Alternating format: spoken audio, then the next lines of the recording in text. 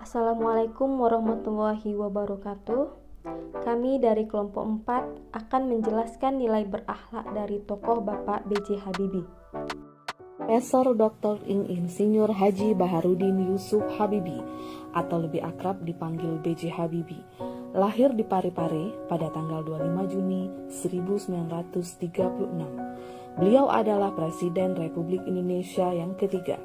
Habibie dikenal sebagai seorang profesor dan ilmuwan dalam teknologi aviasi internasional yang berlatar belakang teknorat.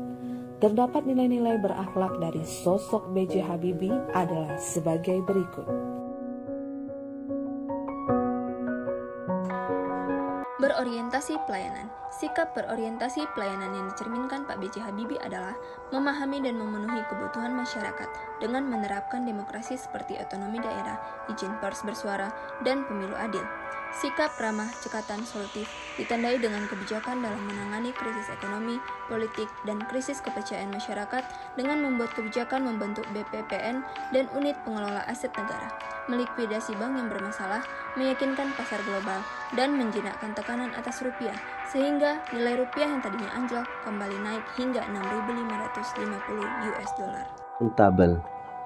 B.J. Habibie menjadi salah satu tokoh berpengaruh dan panutan di Indonesia karena di diri beliau memiliki sifat akuntabel, yakni tanggung jawab, menjunjung tinggi sifat disiplin, profesional, cermat, dan berintegritas tinggi selama menjabat sebagai Presiden Republik Indonesia.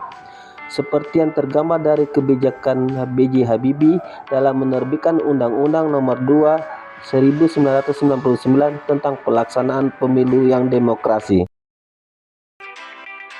Berkompeten. Siapa yang tidak mengenal Presiden Republik Indonesia yang ketiga, Bapak B.J. Habibie, yang merupakan tokoh inspiratif Indonesia yang berkompeten. Perjuangan beliau dalam memajukan negara kita tercinta sungguh luar biasa. Beliau juga dikenal dengan Bapak Teknologi Indonesia karena determinasi dan gagasan dalam membangun SDM Indonesia yang berkualitas serta ilmu pengetahuan teknologi iptek. Beliau ingin Indonesia maju dan bertahan di masa depan. Harmonis. B.J. Habibie merupakan sosok yang harmonis, di mana beliau sangat menghargai perbedaan, baik agama maupun budaya. Beliau tak pernah ragu mempelajari agama lain dan bergaul dengan orang yang beda agama. Dalam melaksanakan pekerjaan, B.J. Habibie juga berpegangan pada prinsip yaitu bersikaplah rasional, bertindaklah konsisten, dan berlaku adil. Loyal. Nilai ini tidak bisa kita pisahkan dari Bapak Habibie memimpin bangsa melewati masa-masa awal reformasi pada Mei 1998.